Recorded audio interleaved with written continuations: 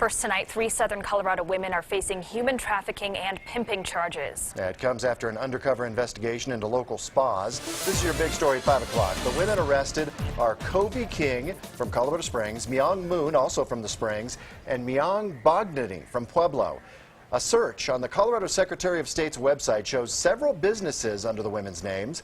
One of them is located on B Street in Colorado Springs. When we went there, we found an open massage parlor under a different name. A woman who works in the area says she has seen Covey King come and go from that business. Much more coming up a little later. And this is a victory, but really just the beginning. The Human Trafficking Task Force of Southern Colorado says the arrests may help uncover a bigger underground network of sex trafficking. Now, it's hard to pin down how big of a problem this really is, but every victim saved is a step in the right direction. Unfortunately, it has to come to this kind of arrest and this awful travesty, but it proves that it's happening right here in our own backyard. These arrests are good news for the Human Trafficking Task Force of Southern Colorado. It's good news for our community. It's good news for parents and concerned citizens. But the problem goes much deeper. The women are accused of running the sex trafficking business through spas, something Debbie Manzanares with the task force says is not uncommon.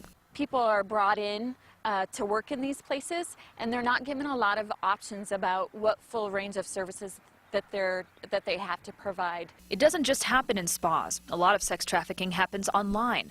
Backpage.com is one site attributed to sex trafficking. So tracking the problem and learning its magnitude can be difficult. Like we saw in these arrests, law enforcement agencies have to work together. Their hard work and collaboration with other agencies is paying off.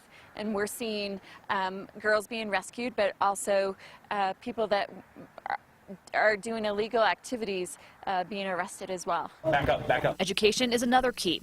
Documentaries like this one, called Tricked, are used by the task force and law enforcement to remind us that trafficking is not just happening overseas. It's happening in businesses, online, and on the streets, right here in southern Colorado. This is not the only sex trafficking police in our state have uncovered. In February, Lakewood police arrested 5 men and a woman on child sex trafficking charges. Investigators say the suspects lured teenage girls into a life of drugs and sex for money. The teens were allegedly held in an apartment complex between December 2011 and 2012.